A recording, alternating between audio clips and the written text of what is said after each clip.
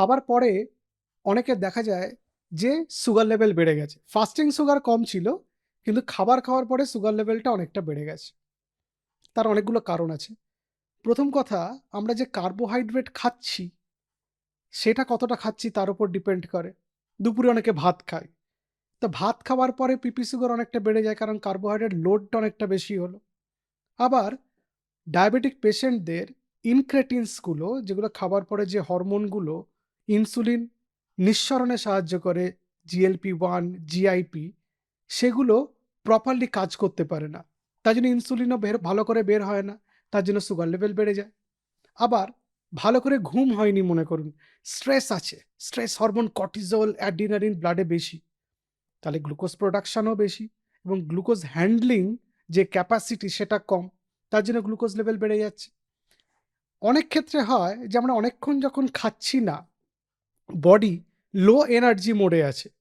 এবার আপনি খেলেন, বডিতে খাবার ঢুকলো, বডি একটা হাই এনার্জি মোডে চলে যায় এবং তখন মেটাবলিজম, বডির অন্যান্য ফাংশনগুলো ঠিকঠাক হওয়ার জন্য ইনসুলিন যতটা ভালো করে কাজ করার দরকার ছিল তত করে ভালো করে কাজ করতে পারছে না।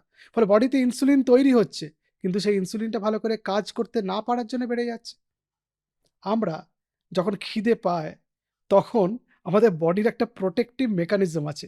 লিভার থেকে গ্লুকোজ তৈরি হয়ে রক্তে চলে আসে। এবার যখন অনেকক্ষণ খাবার খাচ্ছি না, লিভার ভাবছে বডিতে খাবারের অভাব তৈরি হয়েছে। তার জন্য গ্লাইকোজেন ভেঙে গিয়ে গ্লুকোজ তৈরি হচ্ছে। ফলে বেশি শর্করা রক্তে বেড়ে যাবে। রাত্রিবেলাতে যখন আমরা খাচ্ছি, সে অনেকক্ষণ পরে তো আবার পরের খাবারটা খাই। প্রপার একটা মেটাবলিক প্রসেসের মাধ্যমে গ্লুকোজ লেভেলটা নিচের দিকে আসে। কিন্তু যখন দিনের বেলাতে আমরা বেশ কিছুক্ষণ পরে খাচ্ছি, অথবা যে খাবারটা খাচ্ছি তার মধ্যে কার্বোহাইড্রেটের পরিমাণটা বেশি, মেপে খাচ্ছি না, তখন সুগার লেভেল বেড়ে যেতে পারে। এটা আটকানোর উপায় আছে। তার আগে আমি বলে নিই, এই যে সুগার লেভেলটা কমা বাড়া, এটাকে বলে গ্লাইসেমিক ভেরিয়েবিলিটি।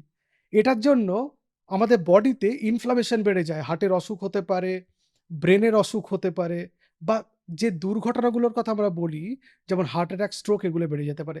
এগুলো কমানোর উপায় হচ্ছে খাবার পরে হাঁটা, কার্বোহাইড্রেট খাওয়া কন্ট্রোল করা, ছোট মিল বারবার খাওয়া, একবারে অনেকটা খাবার না খাওয়া, ওষুধ ঠিকভাবে খাওয়া এবং মাঝে মাঝে গ্লুকোজ টেস্ট করে মনিটর করা কতটা বাড়ছে, সেই অনুযায়ী ওষুধ অ্যাডজাস্ট করা, খাবার অ্যাডজাস্ট করা।